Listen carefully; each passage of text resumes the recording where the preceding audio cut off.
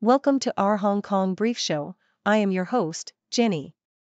Today, we kick off with some intriguing news about the ongoing political drama in Hong Kong.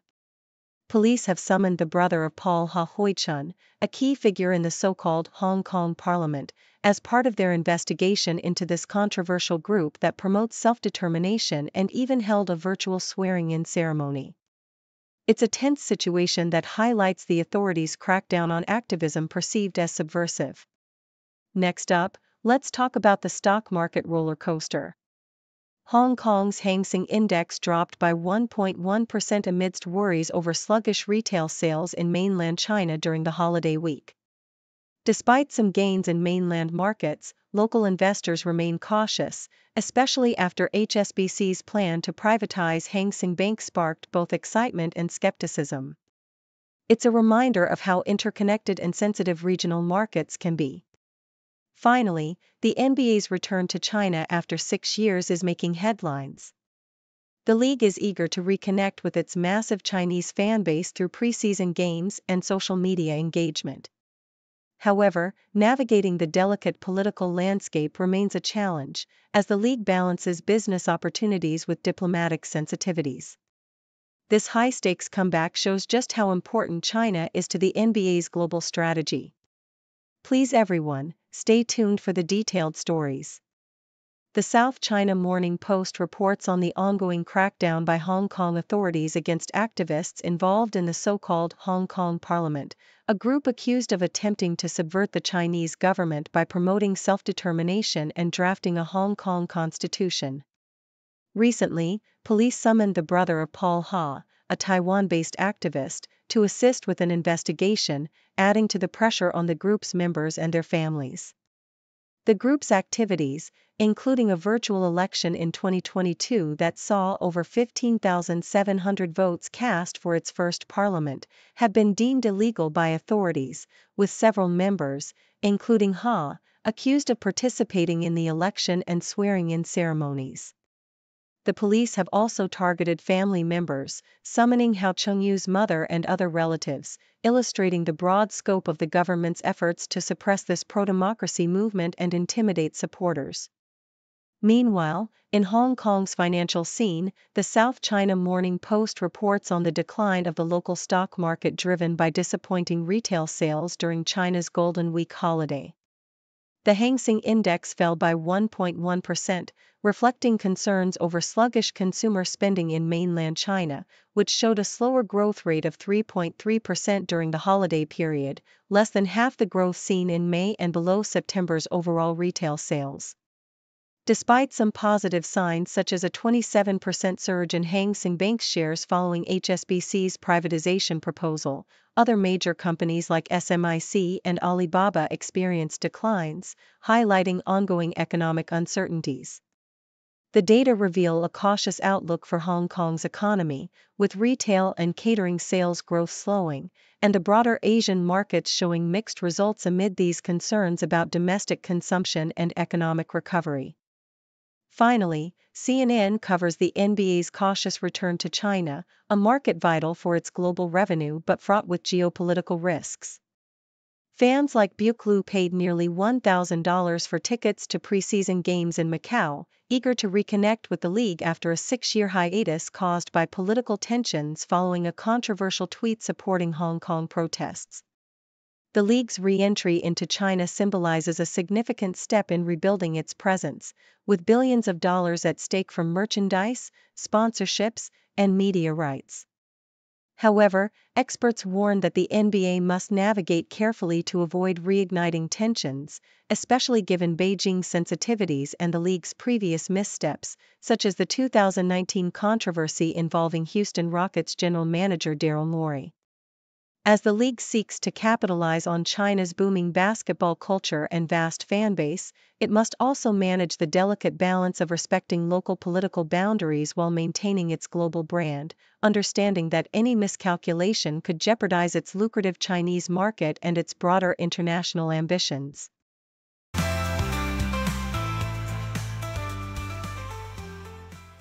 South China Morning Post vividly describes Antiprima's SS-26 collection as a poetic homage to the fleeting beauty of impermanence, drawing inspiration from the transcendent works of Japanese artist Takahiro Iwasaki. The collection transforms ordinary, insubstantial materials like dust, cotton wool, and recycled yarns into elegant symbols of Japan's industrial past, pylons and cranes, embodying fragility and renewal.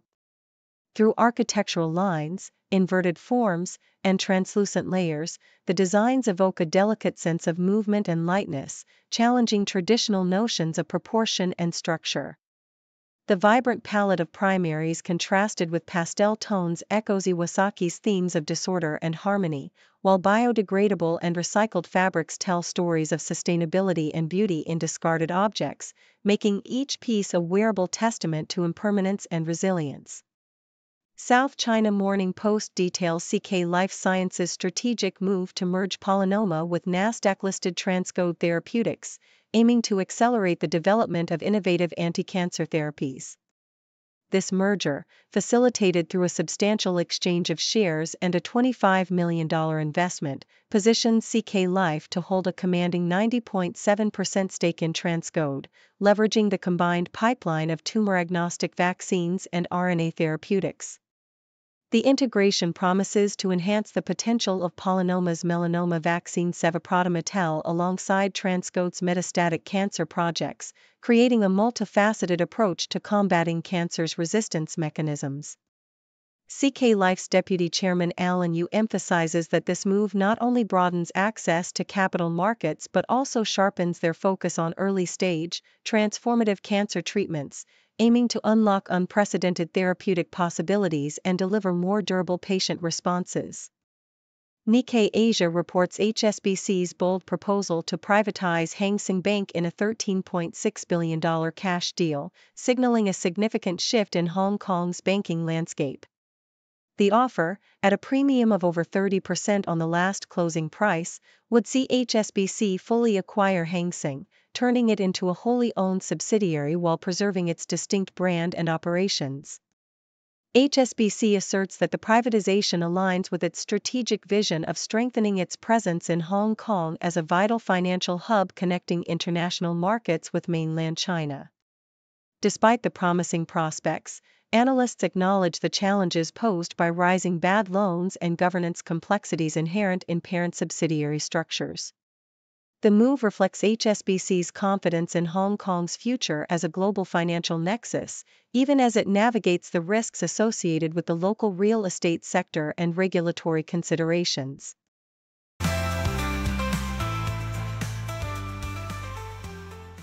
The South China Morning Post reports on the recent super typhoon Ragasa that skirted Hong Kong, bringing the city to a number 10 warning level.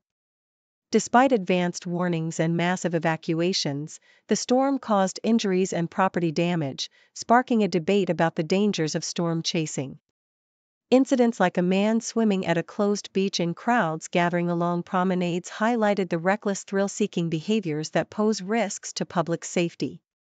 In response, Hong Kong officials contemplate whether to criminalize storm chasing explicitly, especially to protect children who are more vulnerable to harm. Legal experts suggest that existing laws, such as child cruelty statutes, could be amended to better address these risks, emphasizing the importance of safeguarding children from dangerous activities without overreaching into adult responsibility. The discussion underscores the delicate balance between personal freedom and public safety, with an emphasis on legal protections for children who may be exposed to hazardous situations during extreme weather events. The South China Morning Post also explores the potential for the Greater Bay Area to leverage the 2036 Summer Olympics as a catalyst for regional unity and development. The region, comprising Hong Kong, Macau, Shenzhen, Guangzhou, and other dynamic cities, stands at a pivotal moment where hosting the Olympics could foster social cohesion, cultural exchange, and economic growth. The article highlights how the Games could bridge physical and cultural divides, enabling residents across borders to collaborate more freely and develop a shared regional identity. Beyond infrastructure and sports, the Olympics could inspire young people, promote healthier lifestyles, and instill regional pride, turning the event into a legacy of community strength and resilience. The authors call for decisive action from governments, businesses, and citizens to seize this opportunity, emphasizing that the Olympics could serve as a powerful symbol of unity and progress for the Greater Bay Area, illuminating a path toward a more connected and vibrant future. In a significant corporate development, HSBC announced plans to privatize Hang Seng Bank, offering to buy out all outstanding shares at 155 Hong Kong dollars each, representing a 30% premium over the recent closing price. The move, disclosed via a filing to the Hong Kong Stock Exchange, would see the shares delisted and the bank's public status dissolved. This strategic decision signals HSBC's intent to streamline its operations and possibly consolidate its focus on core markets, though further details and implications remain to be seen. The privatization marks a notable shift in Hong Kong's banking landscape, reflecting broader trends of corporate restructuring and financial sector evolution. As this process unfolds, stakeholders and investors will be watching closely to understand how the move might impact the region's banking sector and HSBC's future strategy.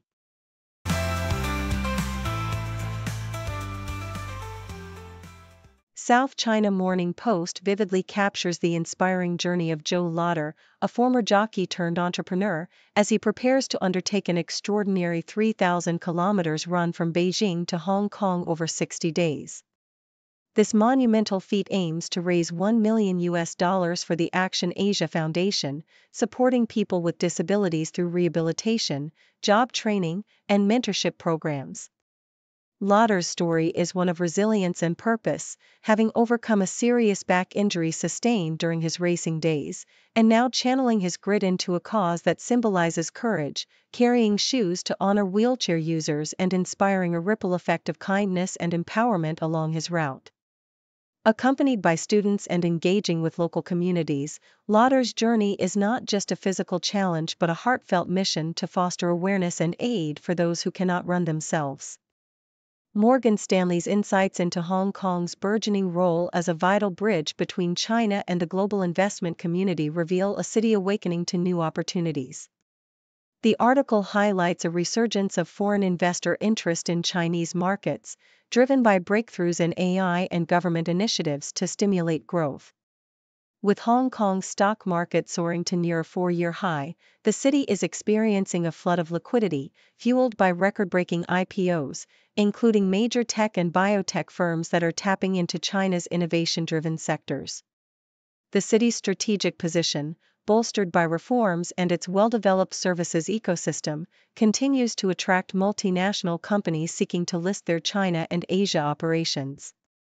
This renewed confidence underscores Hong Kong's essential role in connecting international investors with China's rapidly evolving economy, promising a vibrant future rooted in technological innovation and economic resilience. South China Morning Post offers a candid reflection on the humble yet beloved Chiu Chow cuisine, often overlooked in Hong Kong's vibrant culinary scene.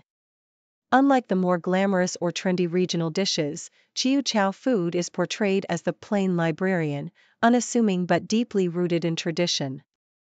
Despite its rustic reputation, the cuisine boasts rich, home-style flavors like cold crab, marinated goose, and pig's offal soup, often served in modest eateries that have persisted through generations.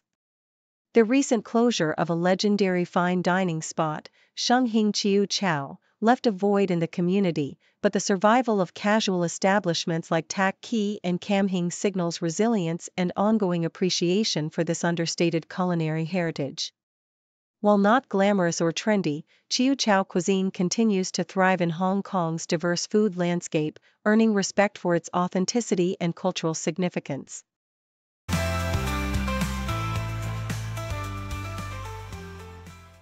South China Morning Post reports that Hong Kong's young sailing prodigy, 17-year-old Peter Jessup, is placing unwavering faith in his seasoned teammate Nicholas Halliday, predicting that Halliday will secure gold at the upcoming National Games.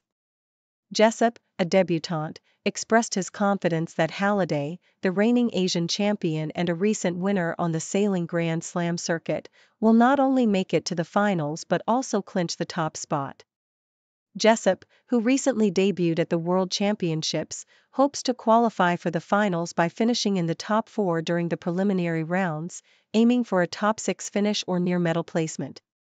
Meanwhile, Halliday, more experienced at 26, reflects on his growth since his 8th-place finish at the 2017 Tianjin Games, emphasizing that his recent Grand Slam victory has boosted his confidence. The coastal waves off Shanwei, comparable to those in Hong Kong, provide a familiar challenge for the sailors, many of whom have faced strong Chinese competitors before, including Stephanie Norton, an Olympian and Asian Games silver medalist. The Hong Kong team boasts a diverse roster, including Olympians in skiff events and talented young sailors, all eager to make their mark in this highly competitive environment. The South China Morning Post also highlights the milestone achieved by focused ultrasound (FUS) therapy, a groundbreaking non-invasive treatment technology supported by Hong Kong's Li Ka-shing. Since its inception 6 decades ago, FUS has been adopted by over 1 million patients worldwide, transforming the landscape of medical treatment by offering an effective alternative to surgery, radiation, and drugs.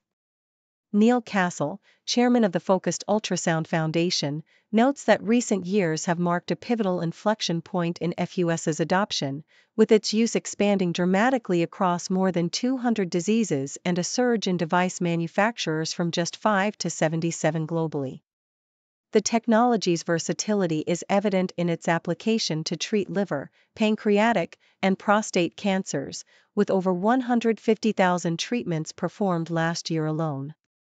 Companies like Minnesota's Histosonics have become unicorns, with valuations soaring to $2.25 billion, as the technology gains traction in both research and clinical settings.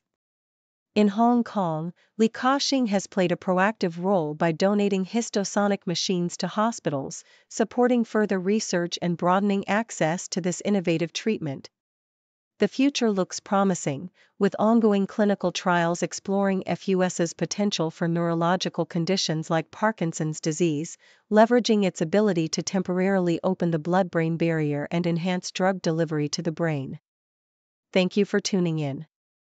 The content above showcases the latest briefing reports and analytical synopses, thoughtfully curated by the 6Do team. These insights stem from a wide array of reputable media outlets, think tanks, government sources, and specialized experts worldwide. We encourage you to explore these sources for a comprehensive perspective. Keep in mind that while the content may not always align with the official standpoint of 6Do Brief, it's not meant to be taken as absolute directives for decision-making. Comprising seasoned media professionals, learned scholars, and accomplished scientists, the 6Do team embodies a trailblazing, fully independent media entity. To customize 6Do Brief to meet your professional needs, you have the option to subscribe to a diverse array of briefings on our website, 6dobrief.com.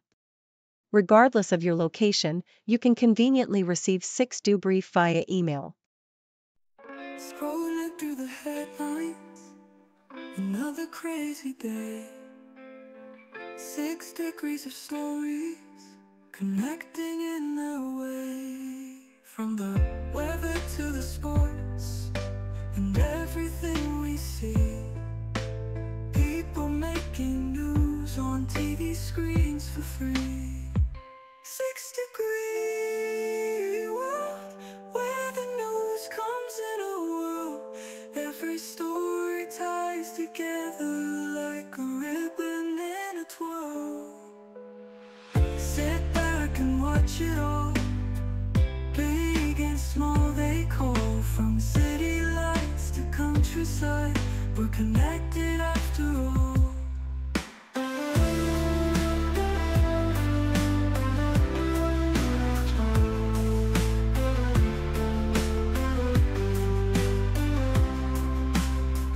A laugh, a cry, a sigh, news is flying high. From city lights to countryside,